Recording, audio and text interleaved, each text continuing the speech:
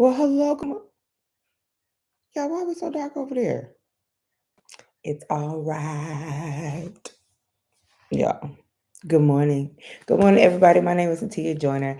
And this is, the time that we gather in the morning. I was about to call it Good Morning Sunshine because that's what we used to call it.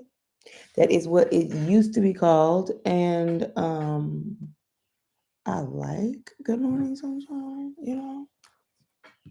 So it still might be Good Morning Sunshine. Whatever. Hey, y'all. Hey. What's in my hair? Y'all, there's so much. Have you ever just got up in the morning sometimes and said to yourself, what's happening? Did I look at myself in the mirror? My face is dry. Here's the thing, y'all. This is a chit chat. This is just your little motivation, okay? This is just, it's not just girl talk because some of the fellas be on here with us. But this morning, we're just talking before we get into what we're going to talk about today. Have y'all ever just had a morning and you thought there were certain things that were together, and then you get in position and you realize what is happening? You realize something's not quite like I thought it was, and I'm not sure what to do about it. Let me tell you what you do about it. You keep going, okay? You keep moving and you keep pushing forward. So you can see what the end's gonna be. I have been in prayer this morning. I'm just spending time with the Lord. I think that there's so many different facets of time with the Lord, right? And so for me, this morning has been a time where I just kind of sat in my prayer space, what used to be an old closet, and I just started crying. And I was like, okay, all right, sister, what's on your heart? And luckily, the Spirit of the Lord is so kind. Okay. One of the things that, and this is what we're going to talk about. Yep, I feel it. I feel it. I feel it. One of the things that is a struggle for me is perfectionism. And I used to think that that I had defeated perfectionism. And the reason why I thought that I have defeated perfectionism is because as a creative entrepreneur, child, it is super easy to not put something out because it's not perfect. I'm gonna say it one time for the people in the back because I know it struck a nerve. As a creative, sometimes it feels like, this has to be perfect for me to release it. And I'm just going to tell you right now, my love, that's not true. Now, it needs to be good, but you have to understand that there's going to be iterations of this thing. There's going to be a volume one and a volume two and the second edition and the fourth edition. That there are going to be different levels to how you release what you need to release, but you can't get better until it actually releases. You don't have no data. You don't have no data. You don't have no data on how it actually works, how it actually functions until it's out in the open. Okay. So let me just help right there. So I'm saying it to say that I used to not put stuff out. That used to be me. And I, for a season, got past that, where it wasn't a thing where, hey, Juan, where I wasn't particularly just caught up in what things had to look like. I needed it to be good. I needed to be cool with it, not necessarily 100%. Oh, this is exactly how I want it. I needed it to be at a space that I was good with, knowing that I could, release something that was good, right? So now I have come to the space where it feels like I need that the perfectionism has been trying to come back. But I realize that it's more so, good morning, Valerie. It's more so like a thing where um I don't want to mess up. And you'd be like, girl, what's the difference? Okay, so there is like not releasing a thing, because you're afraid of what people are gonna think and blah blah blah. My thing is it's almost like I don't wanna release something and tear something up. I don't wanna have to redo it. And child, I don't know. This is a thing, and it's a trick of the enemy. It is a trick of the enemy to have us out here believing and thinking that what we are to produce is not something that the Lord is blessing. Now, okay. Before I almost want to take that statement back, but I'm not going to take it back.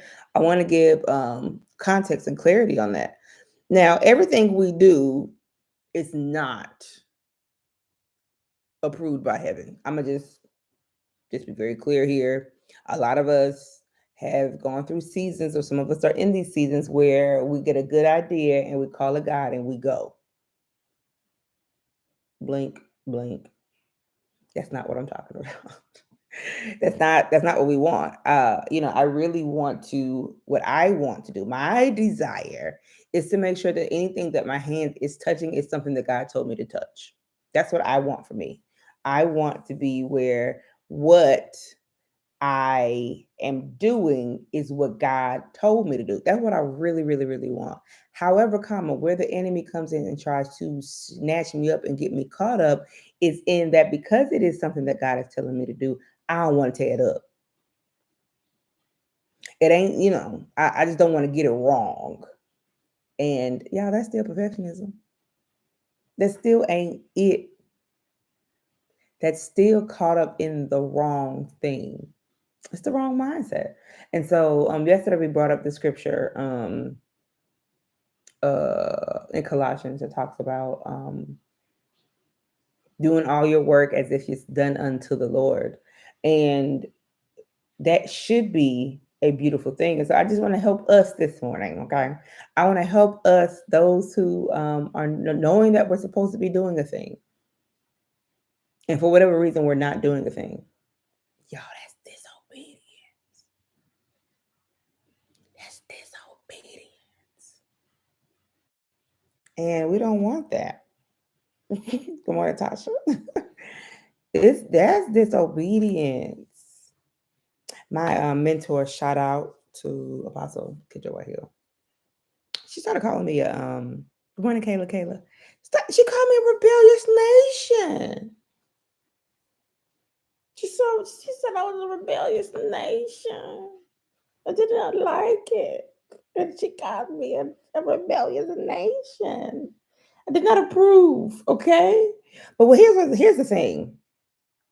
The Lord was telling me to do a thing. I would start working on the thing that the Lord had told me to start working on. And then I kept starting to work on it. And I would do a version of what he said, enough to say that, Lord, I did what you said. But it wasn't at full capacity. Or I would do something similar to what he said. And I thought that I was doing what the Lord said. See, that's what the trick is, okay? Because ain't nothing worse than thinking you're doing what you're supposed to be doing and you're not. Whew. Let us all not be rebellious nations. Let that not be our testimony.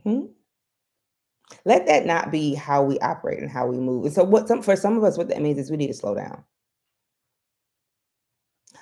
I know that this a version or a portion, that's not it. Okay, hello. Here we are. One of the revelations that came to me about me, because we need to be checking on us, huh? We're not perfect. I know you are amazing. You are amazing. Okay. You're a superhero in my book, because I'm a superhero in my book. You know what I'm saying? But we're not perfect. But here's the thing about completing a thing. Okay. So when I was checking on me and checking in with me about the raggedy in me that needs to be free from me, I was reminded of Naaman. Have you ever heard of Naaman? He is in a Kings. I dare to say second. I dare to say Second Kings. I'll confirm tomorrow, right? But in one of the books of Kings, yeah. Anyway, in one of the King books, First or Second Kings, there's a man named Naaman. All right, and he was a fancy man. Okay, he was a powerful man. Okay, he was a commander or some sort of. He was in the he served in the king's army. I do know that.